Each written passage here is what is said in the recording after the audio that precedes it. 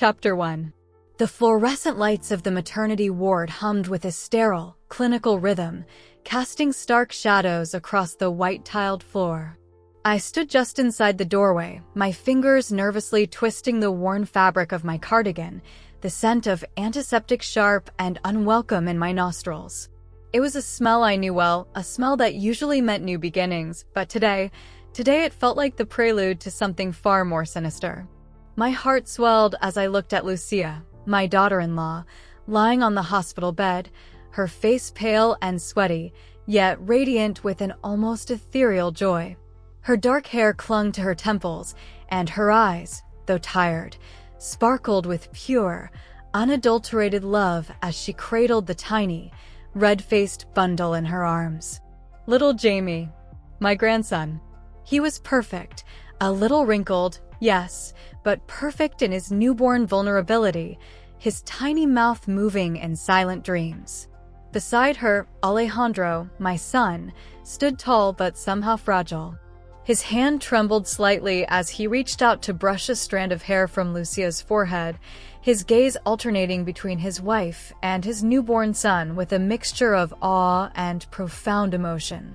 Seeing him like this, a man who had once been a small, scared boy clinging to me after his father's death, now standing as a father himself, it filled me with a warmth that threatened to crack my old, weary heart open. I had raised him alone, through poverty and pain, working double shifts, my hands cracked and bleeding from scrubbing floors and washing clothes, all for the chance to give him a better life. And here he was, finally reaping the rewards of our shared struggle. And then there was Mariana, my precious granddaughter, my little ray of sunshine. She was perched on the edge of the chair beside my knee, her small hand gripping mine with surprising strength. She wore her favorite pink princess dress, the one I'd bought for her 5th birthday, and her wide, curious eyes were fixed on the baby with an expression of pure wonder. "Abuela," she whispered, her voice barely audible over the soft cooing of the newborn. "He's so tiny." I smiled, my own eyes misty, and gently stroked her hair. "He is, mi amor. And he's going to be your little brother." I squeezed her hand, feeling the familiar surge of love and gratitude for this family I had fought so hard to build. The moment felt complete, a picture-perfect scene straight out of a dream. The air was thick with happiness, punctuated by the occasional laugh or the gentle murmur of conversation. The nurses moved efficiently, checking vitals and offering quiet congratulations. Relatives trickled in, their faces alight with joy, snapping photos and sharing excited whispers. It was everything I had ever hoped for: a happy, healthy baby, a loving couple, and a bright future for my children. But then, the door opened again and Diego walked in. He entered with the same easy confidence he always carried, a large bouquet of white lilies held aloft like a trophy. "Felicidades, felicidades," he boomed, his smile wide and genuine, radiating warmth as he approached Alejandro first, clapping him on the shoulder with a familiar affection that made my stomach tighten just a fraction. He moved quickly, his eyes already scanning the room, landing on Lucia, then the baby, then me. He was always there, wasn't he? Always ready with a joke, a helping hand, a thoughtful gift. He was part of the furniture, as much a fixture in our lives as the old oak table in our kitchen. He leaned over the bassinet, peering down at Jamie with a look I couldn't quite decipher, a mix of tenderness and something else, something almost proprietary. His lips curved into a slow, knowing smile as he gently touched the baby's cheek. "Hello, little champion," he murmured, his voice low and intimate. I watched him, a cold finger of unease tracing its way down my spine. Why did he look at the baby like that? Like he owned him? I shook my head, trying to dispel the thought. Diego was a good friend. He was gay, everyone said so. He was just being Diego. He was always so close to Lucia, but that was just their bond.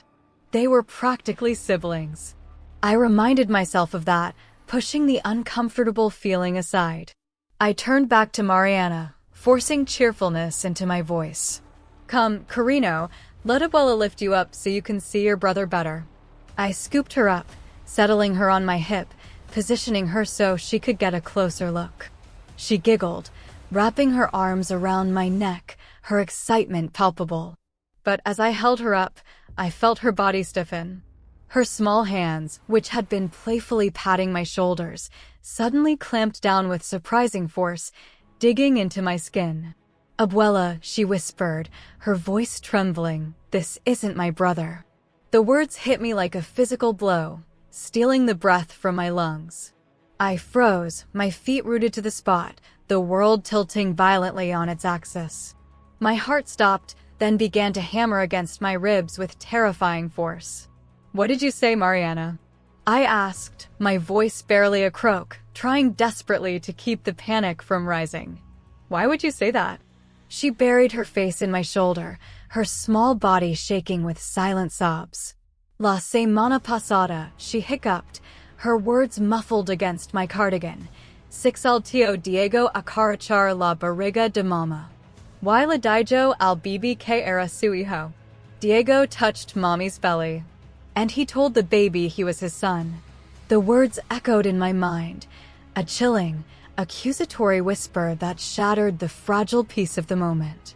Diego, my supposed second son. The man who brought us fruit and repaired leaky faucets and played endless games of hide-and-seek with Mariana. The man who laughed with Lucia until late at night, who seemed to know exactly when we needed help. He had called the baby his son? I felt the blood drain from my face, leaving me cold and numb. A wave of nausea washed over me, and I stumbled backwards, nearly dropping Mariana. I clutched her tighter, her small weight suddenly feeling like an anchor dragging me down into a dark, icy sea. I looked at Diego, who was still smiling down at Jamie, oblivious to the earthquake he had just triggered within me. He looked up, catching my eye, and his smile widened. "Isn't he beautiful, Dona Carmen?" he asked, his voice warm and inviting. I couldn't speak. My throat was closed, choked with a terror so profound it threatened to silence me forever. All I could do was stare at him, the image of him touching Lucia's pregnant belly, whispering secrets to the unborn child, burning itself into my memory. The cheerful chatter of the room faded into a distant, meaningless buzz. The only sound was the frantic pounding of my own heart and the terrified whimpering of my granddaughter pressed against me. I had to get out. I had to breathe. I had to think. I pulled Mariana away from the bassinet, my movements jerky and unsteady, and practically dragged her out of the room, ignoring the confused glances from Alejandro and Lucia. We stumbled into the cold, sterile hallway, the fluorescent lights overhead casting harsh, unforgiving shadows. I leaned against the wall, gasping for air, my legs trembling beneath me. Mariana clung to me, her tears soaking through my cardigan. "Mariana," I whispered, my voice raw with fear, "you're sure?" "You heard him right." She nodded, her small face streaked with tears, her eyes wide with a child's innocent horror. "Sí, abuela. Él lo dijo. Este es mi hijo." "Yes, abuela." He said it. "This is my son." The confirmation was a knife to my soul. I closed my eyes, fighting the urge to scream. My mind raced, a whirlwind of suspicion and dread. How long? How long had this been going on? Was Lucia involved? Had Diego? No. It was impossible. It was unthinkable. Yet, the evidence was undeniable. Mariana wouldn't lie. She was too young, too innocent. And Diego. Diego's behavior, his constant presence, his overly familiar touch, it all started to make a horrifying kind of sense. I fumbled for my phone, my fingers slick with sweat, my vision blurring with unshed tears. I had to call Alejandro. I had to tell him. But what could I say? How could I shatter his world like this? He looked so happy, so proud. To tell him that his son might not be his, it would destroy him. I remembered the day Jose died, the crushing weight of grief, the feeling of the world collapsing around me. I had held Alejandro, a small boy, and promised him I would never let anything hurt him. And now I was about to be the one to deliver the most devastating blow imaginable. I stared at the phone screen, Alejandro's name flashing brightly. My thumb hovered over the call button, trembling uncontrollably. I wanted to press it, to unleash the truth, to demand answers. But fear held me back. Fear for Alejandro. Fear for Mariana. Fear for the fragile, beautiful family I had spent decades building. What if I was wrong? What if Mariana had misunderstood? What if Diego was just being his usual, overly affectionate self?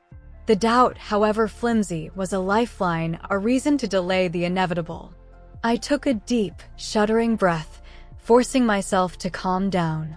I couldn't do this here, not in the middle of a hospital hallway, not while Mariana was crying in my arms. I needed time. I needed to think. I needed to find proof. I couldn't just accuse Diego without solid evidence. Not when the stakes were so high. Not when it could tear my family apart. I swallowed the lump in my throat, wiped my eyes with the back of my hand, and forced a shaky smile onto my face. "It's okay, mi amor," I whispered to Mariana, smoothing her hair. "We'll figure this out. Don't worry." But the words felt hollow, empty promises spoken to drown out the roaring storm inside my head. The perfect storm had arrived, and I was standing right in its eye, powerless to stop the destruction that was about to unfold. Chapter 2. The Weight of Silence. The hallway outside the maternity room felt like a vacuum, cold, airless, and utterly silent despite the distant hum of hospital life. Mariana clung to me, her small body trembling like a leaf in a storm. Her words echoed in my skull, each one a shard of ice piercing deeper into my soul. He told the baby he was his son. I leaned against the wall, trying to steady my breathing, but my lungs refused to cooperate. My mind raced through every interaction I'd ever had with Diego, the way he'd laugh with Lucia until midnight, the way he'd fix our leaky faucet without being asked, the way he'd hold Mariana on his shoulders at the park, shouting, "Higher, Tío Diego." He'd been there for everything.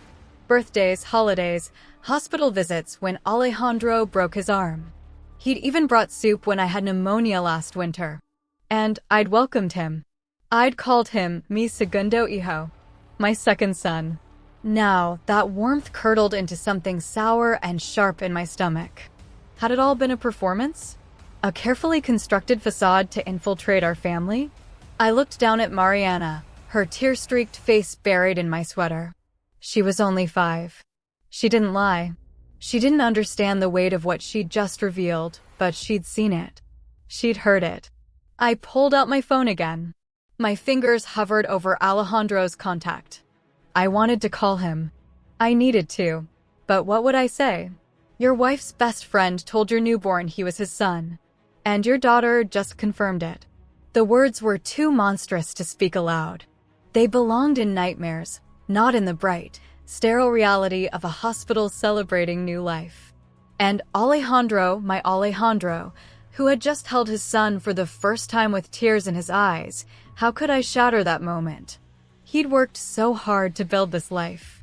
After losing his father so young, after all those years of me scrubbing floors just to keep food on the table, he deserved this joy, didn't he? But then I remembered something else, something I'd pushed down for years. A comment from a neighbor years ago, when Diego first started visiting regularly. "Dona Carmen, that Diego, he's always here. Almost like he lives with you." I'd laughed it off. "He's family," I'd said proudly. Now, the phrase tasted like ash. I took a deep breath and made a decision. I wouldn't call Alejandro, not yet. Not without proof. Accusing Diego based on a child's overheard whisper could destroy everything, even if it was true. And if it wasn't, if Mariana had misunderstood. I couldn't bear the guilt of tearing apart a friendship and a family over a mistake. But I needed answers. And I knew where to start. I knelt down to Mariana's level, cupping her face in my hands. "Mariana, mi vida," I whispered, my voice trembling but firm. "Look at me. Did you see Tío Diego touch Mommy's belly? With his hand." She nodded, her lower lip quivering. "Sí, abuela." And he said, "You're going to be strong, my son." He said it right into her tummy. My blood ran cold. And did Mommy say anything back? Mariana shook her head. She just laughed. Like it was a joke. A joke. That's what they'd call it. A harmless joke between friends. But no man, no gay man, as everyone insisted, would call a pregnant woman's unborn child my son unless he believed it was true. Unless he knew it was true. I stood, pulling Mariana close. "Okay, Carino. We're going back in. But you must be very quiet. Don't say anything to anyone. Not even to Mommy. Can you do that for Abuela?" She nodded solemnly, her wide eyes trusting me completely. That trust nearly broke me. We re-entered the room. The cheerful chatter had resumed. Diego was now showing Alejandro a photo on his phone, both men laughing. Lucia was dozing lightly, the baby nestled against her chest. Everything looked normal, peaceful, perfect. But I saw it now, the subtle tension in Diego's posture when he glanced at the baby, the proprietary way his hand lingered near the bassinet, the way his eyes softened with an emotion that went far beyond friendship. I forced a smile. "Sorry for the little bathroom break," I said lightly, setting Mariana down. "This old body can't keep up with you young ones." Diego turned to me, his smile warm. "Dona Carmen, you're the strongest woman I know." "Don't say that." His words used to fill me with pride. Now they felt like a blade wrapped in velvet. I busied myself with adjusting Mariana's dress, my mind working furiously. If Diego was the father, how? When? Lucia and Alejandro had been married for 6 years. Mariana was 5. Jamie was just born. That meant it started before the wedding? During? Impossible. Lucia adored Alejandro. I'd seen the way she looked at him, the way she still looked at him. Unless she'd been living a lie this whole time.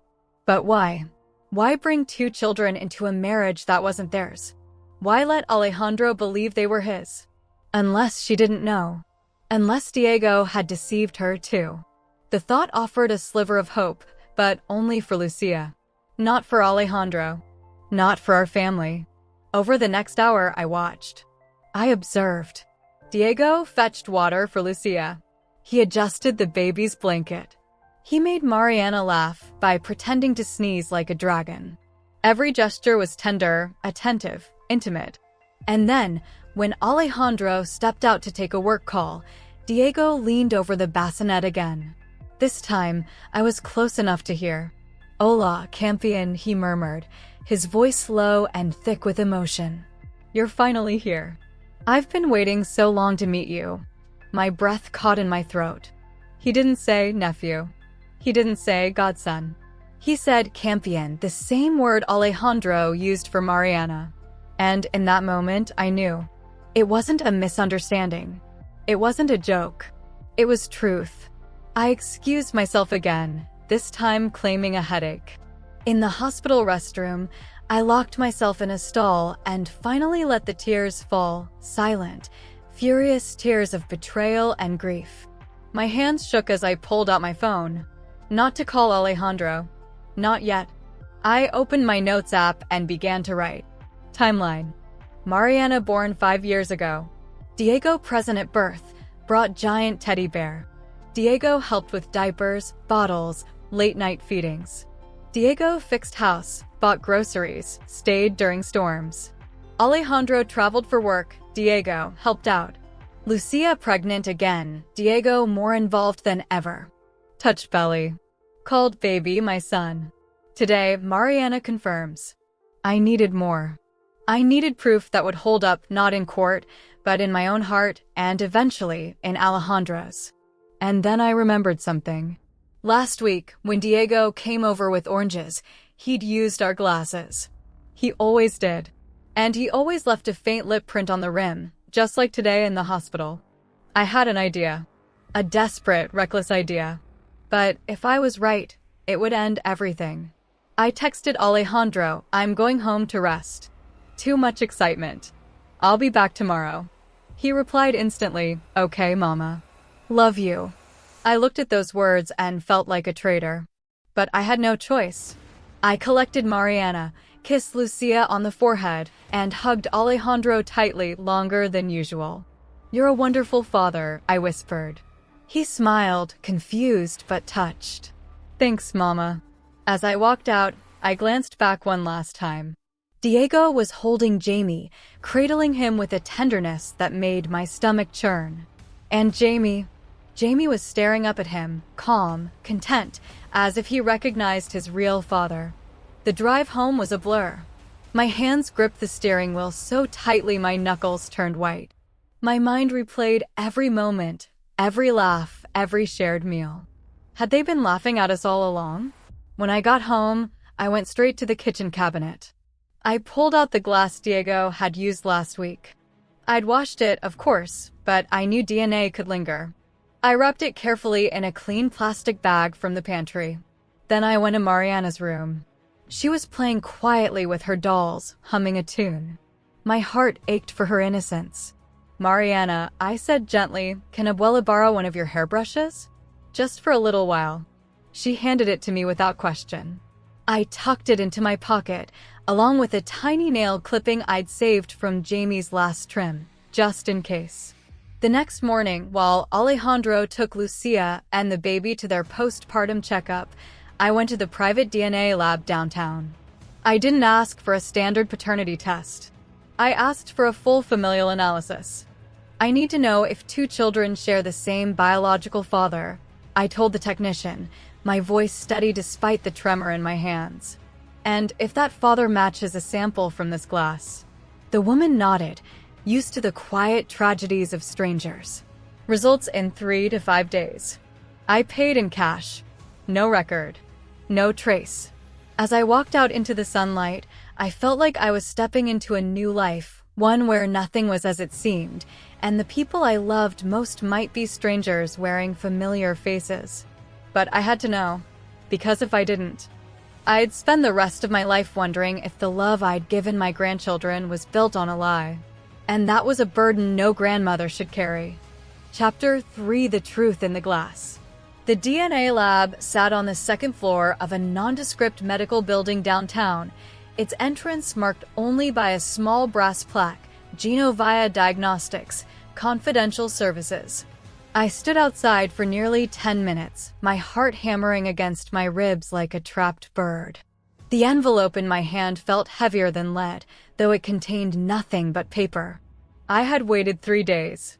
3 endless days of pretending everything was normal, of smiling at Diego when he brought soup for Lucia, of playing with Mariana as if my world hadn't cracked open, of watching Alejandro cradle Jamie like he was holding his entire future in his arms. But now the truth was here, in my hands. I pushed the door open. The receptionist, a young woman with kind eyes and a soft voice, recognized me immediately. "Dona Carmen," she said gently. "Your results are ready." She led me to a private consultation room, sterile, quiet, with beige walls and a single chair facing a desk. I sat down, clutching my purse like a shield. She placed a manila envelope in front of me. "Would you like me to explain it?" I shook my head. "No, I'll read it myself." She nodded, gave my shoulder a brief, sympathetic squeeze, and left, closing the door behind her. Silence. I stared at the envelope. My hands trembled so badly I nearly dropped it. I took a deep breath, exhaled slowly, and tore it open. The first page was a cover letter. Standard disclaimers. Chain of custody. Sample IDs. Then came the results. Sample A, blood, Alejandro Martinez. Sample B, hair follicle, Mariana Martinez. Sample C, nail clipping, Jamie Martinez. Sample D, saliva residue, glass, provided by client. Then the analysis. Paternity probability, Alejandro Mariana 0%. Paternity probability, Alejandro Jamie 0%. Biological father match, Mariana and Jamie. Sample D, saliva, glass. Confidence level, 99.998%. I read it once, then again. And again. The numbers didn't lie. Alejandro was not the father of either child. Diego was. Both of them. My vision blurred. The room spun. I gripped the edge of the desk, my knuckles white, fighting the urge to vomit. A cold sweat broke out across my forehead. My breath came in short, ragged gasps. Both of them. Not just Jamie. Not just a recent mistake. This went back 5 years. To Mariana's birth. To the day Diego walked into that hospital with a giant teddy bear and said, "Let me practice being a good uncle." He hadn't been practicing. He'd been claiming what he believed was his. I thought of all the nights Diego stayed over when Alejandro was away. All the times he helped Lucia bathe Mariana. All the birthday parties, school plays, bedtime stories. He hadn't been a doting friend. He'd been a father in disguise. And Lucia, had she known? From the beginning? The report said Diego was the biological father of both children. That meant the affair, if it even was an affair, started before Mariana was born. Before the wedding? During the engagement? I remembered the wedding day. Diego standing just behind Lucia, his hand resting lightly on her shoulder as she said her vows. I'd thought it was sweet. Protective. Now, it felt like a silent declaration of ownership. I folded the report carefully, slipped it back into the envelope, and stood. My legs felt like jelly, but I forced myself to walk out with dignity. The receptionist offered me water. I declined. Outside, the sun was blinding. I squinted, shielding my eyes, but the light couldn't burn away the darkness now coiled in my chest. I needed to talk to Lucia. Not accuse. Not scream. Just understand. But how? I couldn't confront her at home. Not with Alejandro there. Not with Mariana running around, blissfully unaware that her entire identity was built on a lie. I texted her that afternoon, "Lucia, can we meet for coffee? Just us. I need to talk." She replied instantly, "Of course, Mama." "Everything okay?" Her tone was warm, concerned, like a loving daughter-in-law. The hypocrisy made me sick. We agreed on a small cafe near the park, neutral ground, quiet, away from prying eyes. I arrived early, choosing a corner table by the window. I ordered black coffee, though I knew I wouldn't drink it. My stomach was a knot of ice. When she walked in, she looked radiant. Her hair was loose, her smile easy. She kissed my cheek. "You look tired, Mama. Are you sleeping?" I almost laughed. Sleep? How could I sleep knowing my grandson wasn't my son's? I pushed the envelope across the table. Her smile faltered. "What's this?" "Open it." She frowned, but complied. As she read, her face drained of color. Her hands began to shake. She looked up at me, eyes wide with panic. "Mama, this can't be right. There's been a mistake." "No mistake," I said quietly. "The lab ran it twice." She shook her head violently. "Diego can't have children. He told me he had an accident years ago. He's sterile." I leaned forward, my voice low but sharp. "Then explain why his DNA matches both Mariana and Jamie." Tears welled in her eyes. She looked around, as if afraid someone might overhear. "Please, lower your voice. Answer me, Lucia." She swallowed hard, her fingers twisting the edge of the report. It was one time, right before the wedding. We'd been drinking. I didn't even remember it until weeks later when I saw the pregnancy test. My blood ran cold. "You knew Mariana wasn't Alejandro's, and you married him anyway?" "I didn't know for sure," she whispered fiercely. I thought, maybe it was Alejandro. We'd been together for months. It could have been him, but it wasn't. She looked down, tears spilling onto the table. By the time I realized, it was too late. I was already wearing the ring. Everyone was so happy. Alejandro looked at me like I was his miracle. "And Diego?" I asked, my voice trembling. "What did he say?" She hesitated. Then, in a broken whisper, he begged me not to tell anyone. He said he'd disappear, that he'd never interfere. But then, Mariana was born and he couldn't stay away. He said he just wanted to be near her. As a friend. As family. And Jamie? Her face crumpled. That was different. Alejandro and I had been trying for a second child for over a year. Nothing happened. The doctors said Alejandro might have low fertility.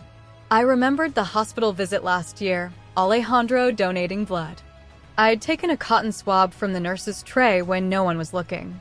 A tiny drop of blood dried on gauze. I'd kept it in a pill bottle, just in case. Now I knew why. Diego found out, Lucia continued, her voice barely audible. He said he could help. That he'd donate. Just once. For the baby. He swore it would be our secret. That he'd never claim the child. But he did, I said flatly. He called Jamie his son. She didn't deny it. She just sobbed into her hands. I sat there, watching her fall apart, and felt nothing but a hollow, aching grief. Not just for Alejandro, but for Mariana. For Jamie. For the years of love, trust, and bedtime stories built on a foundation of sand. Why didn't you tell him? I asked softly. Alejandro would have understood. He loves those children more than anything. He would have left me, she choked out. And I couldn't lose him. I couldn't lose them. But you did, I said. You just didn't know it yet. I stood, gathering my things. This ends now, Lucia. You have to tell him. The truth. All of it. She grabbed my wrist, her grip desperate. If I do, he'll take Mariana. He'll hate me. He'll hate her. He could never hate Mariana, I said, pulling my arm free. But he deserves to know who his children really are. I walked out of the cafe without looking back. That night, I lay in bed, staring at the ceiling, the DNA report burning a hole in my nightstand drawer. I thought of Alejandro as a boy 10 years old, clutching my hand at his father's funeral, whispering, "Who will protect us now, Mama?" And I'd promised him, I will. Always. Now, I had to protect him from the woman he loved. But how? If I told him, his world would shatter. If I didn't, he'd keep loving children who weren't his, while the real father played uncle in their living room. There was no right choice. Only the truth. And the truth, I realized with a sinking heart, was already slipping through my fingers. Because the next morning, Alejandro called me from the hospital. "Mama," he said, his voice strained. "I need you to come. Now." "Why? What's wrong?" He paused. Then, in a voice thick with dread, I asked for a fertility test. The results came back. My blood turned to ice. They say, I've never been able to have children. The line went silent. And in that silence, I knew the storm wasn't coming. It had already arrived. Chapter 4: The Fracture. The call came at 7:03 a.m. I was in the kitchen, brewing coffee, my hands still trembling from the DNA report I'd hidden beneath my mattress. The phone buzzed on the counter, and Alejandro's name flashed across the screen. "Mama," he said, his voice hollow, like it was coming from the bottom of a well. "I need you to come to the hospital. Now." My stomach dropped. "What's wrong? Is it Lucia? The baby?" "No," he whispered. "It's me." I drove through the quiet streets of Guadalajara in a daze, the city still waking up around me. The sky was pale pink, the air crisp with morning dew. It should have felt peaceful.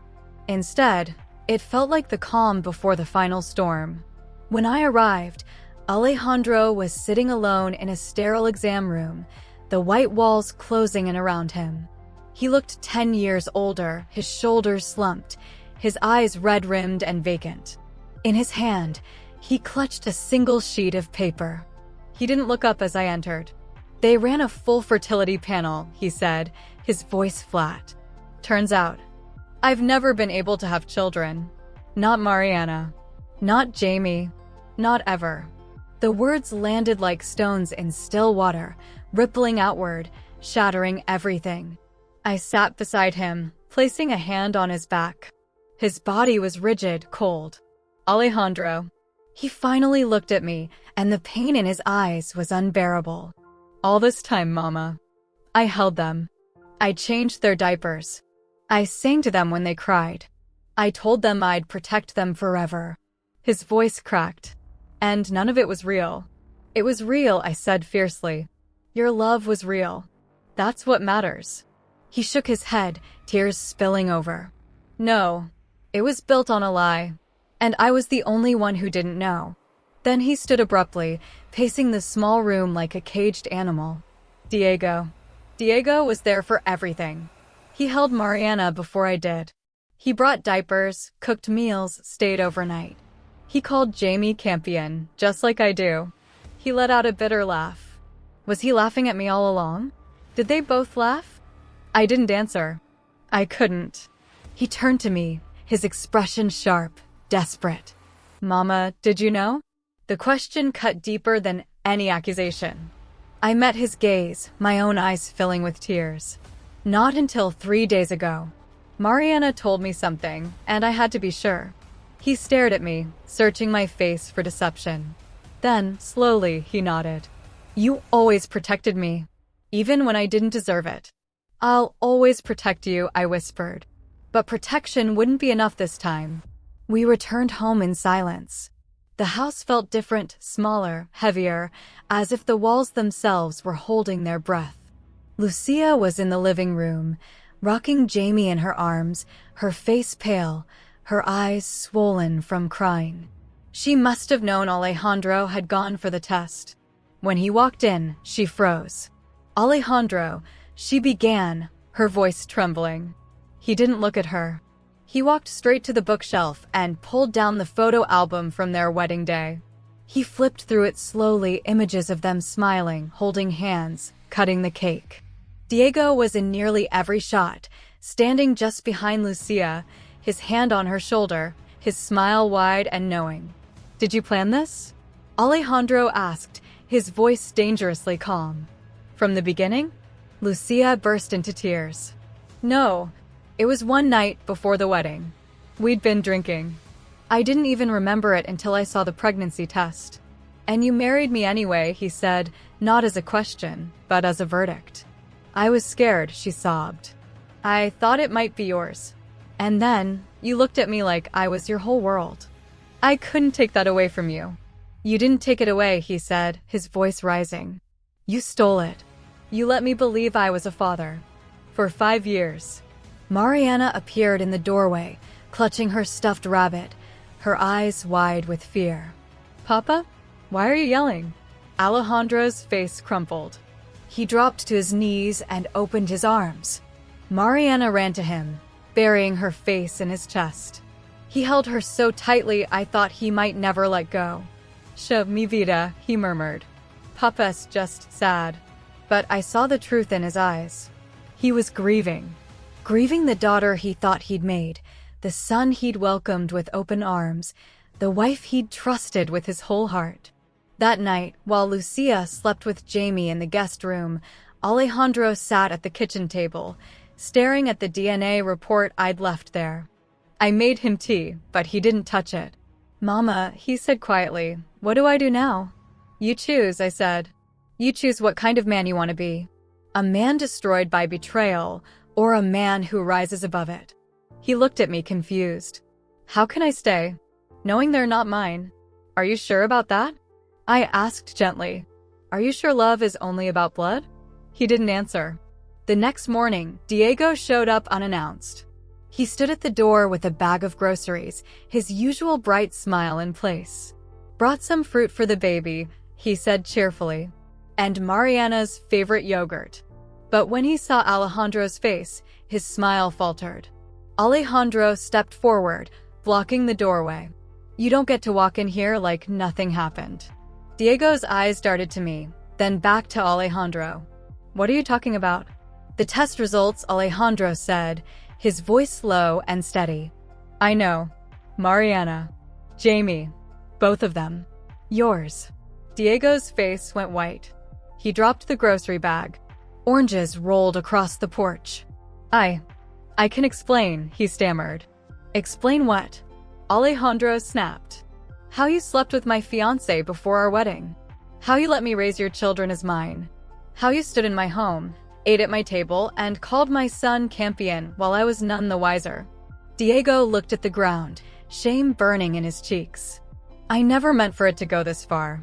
After that night, I thought she'd tell you, but she didn't. And then Mariana was born and I couldn't stay away. So you became the ghost father, I said, stepping forward. Lurking in the shadows, playing uncle, while my son gave everything to children who weren't his. Diego finally looked up, his eyes filled with tears. I love them, Dona Carmen. More than anything. But I never wanted to hurt Alejandro. Too late for that, Alejandro said coldly. Then, in a voice so quiet it was almost a whisper, he asked, Did you ever love her?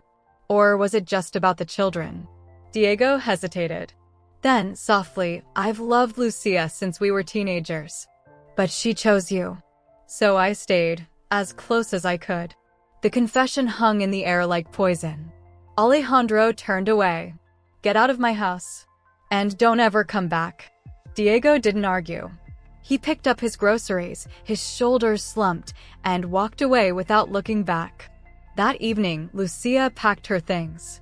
She moved slowly, folding clothes, wrapping baby bottles, her movements heavy with grief. Mariana sat on the bed, watching her, silent for once. Are you leaving, Mama? She asked finally. Lucia knelt in front of her, tears streaming down her face. For a little while, mi amor. Until things calm down. But I want to stay with Papa, Mariana said, her voice small. Lucia's breath hitched. She looked at me, pleading. Mama, please. Let her stay with you. Just for now. I nodded. There was no other choice.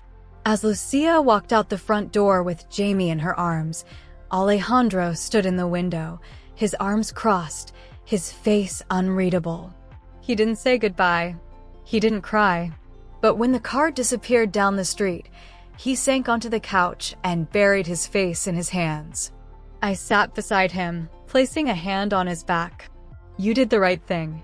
Did I? He whispered. Or did I just destroy my family? You didn't destroy it, I said. They did. But you get to rebuild it. On truth. On love that chooses to stay, even when it hurts. He looked at me, his eyes raw. I don't know if I can forgive her. You don't have to, I said. But you have to decide what's best for Mariana. He nodded slowly. Then he stood and walked to Mariana's room. I followed. She was sitting on the floor, arranging her dolls in a circle, pretending they were having a tea party. Papa, she said, looking up. Will Mama come back? I don't know, mi vida, he said, kneeling beside her. But I'll always be here. No matter what. She threw her arms around his neck. I love you, Papa. He held her tightly, his tears falling into her hair. I love you too, Mariana. More than anything in this world. And in that moment, I knew blood didn't matter. Love did. But the storm wasn't over. Because 2 days later, Lucia called. She was crying. Mama, Diego's gone. He left town. And Jamie, he's sick. I don't know what to do. Alejandro overheard. He didn't say a word. But that night, I saw him standing in the nursery, holding Jamie's tiny blanket, staring out the window. The truth had shattered everything. But maybe, just maybe, it could also be the foundation for something new. Something real. Chapter 5: The Choice. The days after Alejandro discovered the truth were like walking through a house made of glass. Every step felt dangerous. Every word could shatter what little remained. Lucia had moved into a small apartment on the other side of town, taking Jamie with her. Diego had vanished completely, no calls, no texts, not even a goodbye. It was as if he'd never existed. But his ghost lingered in every corner of our home, in the oversized teddy bear still sitting in Mariana's room, in the half-used bottle of baby shampoo under the sink, in the way Mariana sometimes whispered, I miss Tío Diego. Alejandro didn't speak of him. Not once. He threw himself into work, into Mariana, into silence. But I saw the pain in his eyes every time he looked at a photo of Jamie, the baby he'd held, fed, and sung to sleep, now living with the man who had stolen his fatherhood. One evening, as we sat on the porch watching the sunset paint the sky in shades of orange and violet, Mariana asked the question I'd been dreading. Abuela, is Jamie still my brother? I glanced at Alejandro. He was staring at his hands, his jaw tight. I took Mariana's small hand in mine. Yes, mi vida. He's your brother because you love him. Blood doesn't make a family. Love does. She nodded slowly, her brow furrowed in thought. But why did Mama leave? Alejandro finally looked up. His voice was soft but steady. Because sometimes, grown-ups make choices that hurt people they love. And when that happens, you have to decide what kind of person you want to be. Mariana didn't understand, not fully. But she leaned into him, and he wrapped his arm around her, holding her like she was the only thing keeping him anchored to this earth. 2 weeks later, Lucia called. She was crying again. Mama, Jamie has a fever. A high one.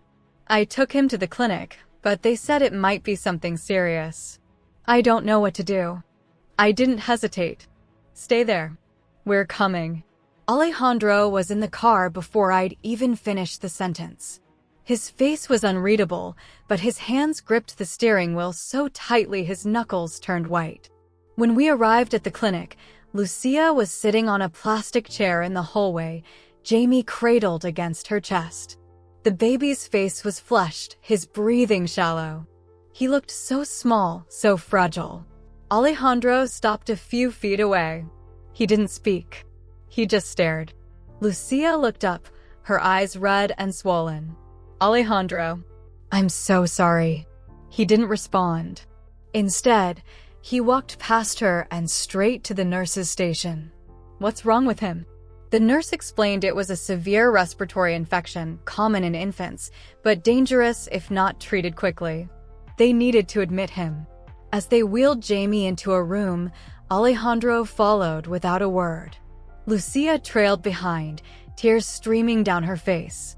I stayed in the hallway, watching through the glass window as Alejandro stood by Jamie's crib, his hand hovering over the baby's forehead, not quite touching.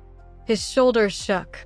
Then, slowly, he reached down and gently brushed a strand of hair from Jamie's face. The gesture was so tender, so full of love, that it broke my heart all over again. Later that night, as Lucia slept in a chair beside the crib, Alejandro sat with me in the hospital cafeteria. We sipped bitter coffee in silence for a long time. Finally, he spoke. I keep thinking, if I'd known, would I have loved him less? I looked at him, my heart aching. Would you? He shook his head. No. I held him the second he was born. I changed his first diaper. I sang that stupid lullaby you taught me, even when I was exhausted. He smiled at me like I was his whole world. His voice cracked. How do you stop loving someone just because they're not yours by blood? You don't, I said softly. And you shouldn't. He looked at me, his eyes searching. But he's Diego's son. He's your son in every way that matters, I said firmly. You raised him. You protected him. You loved him before you even knew his name. That doesn't vanish because of a DNA test. He was quiet for a long time. Then, in a whisper, what do I do, Mama? You choose, I said. You choose whether to let this destroy you, or to rise above it. You choose whether to walk away from Jamie, or to keep loving him, even if it hurts. He didn't answer. But the next morning, when the doctor said Jamie could go home, Alejandro carried him out of the hospital himself. Lucia followed, stunned. Alejandro. He didn't look at her. You'll stay with us. Until he's better. That's not a request. She nodded, tears in her eyes. Thank you. Back at the house, things were tense, but not broken. Alejandro slept on the couch. Lucia took the guest room with Jamie. Mariana flitted between them like a tiny peacemaker, bringing her mother drawings and asking her father to read her stories.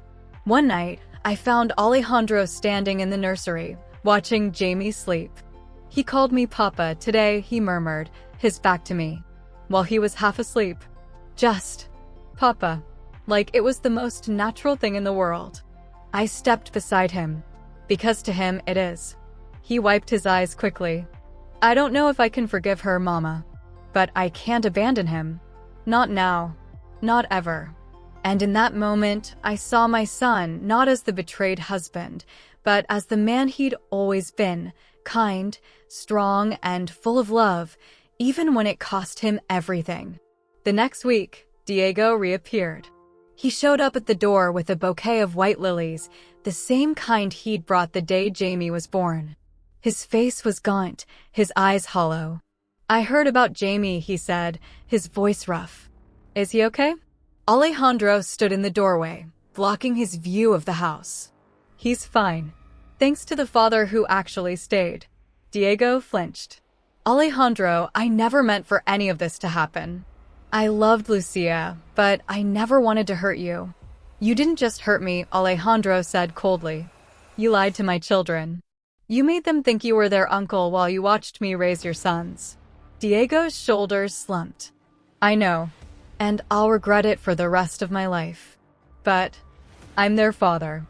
I have a right to be in their lives. Alejandro's expression hardened. You gave up that right the day you chose to hide in the shadows instead of facing the truth. He stepped forward, his voice low and fierce. If you ever come near this house again, if you so much as look at Mariana or Jamie, I'll make sure you never see them again. Do you understand? Diego nodded, tears in his eyes. He placed the flowers on the porch and walked away without another word. That evening, Alejandro gathered the family in the living room. Lucia sat on the edge of the couch, Jamie in her arms. Mariana sat on the floor, playing with her dolls. I stood in the doorway, watching. I've made a decision, Alejandro said, his voice calm but firm. Jamie stays with us. Full time. You can visit Lucia, but he lives here. With me. With Mariana. With Abuela. Lucia's breath hitched. Alejandro, are you sure? He looked at Jamie, then at Mariana, then at me. I'm not his biological father, but I'm the only father he's ever known. And I won't let him grow up thinking he's unwanted. Mariana looked up. Does this mean Mama can stay too? Alejandro hesitated. Then, slowly, we'll take it one day at a time. It wasn't forgiveness. Not yet. But it was a start. That night, as I tucked Mariana into bed, she whispered, Abuela, is everything going to be okay? I kissed her forehead. It's going to be different. But yes, mi vida. It's going to be okay. Because in the end, family isn't about perfect bloodlines or flawless choices. It's about showing up. It's about choosing love, even when it's hard, even when it hurts. And as I watched Alejandro rock Jamie to sleep in the dim light of the nursery, I knew we were going to be all right.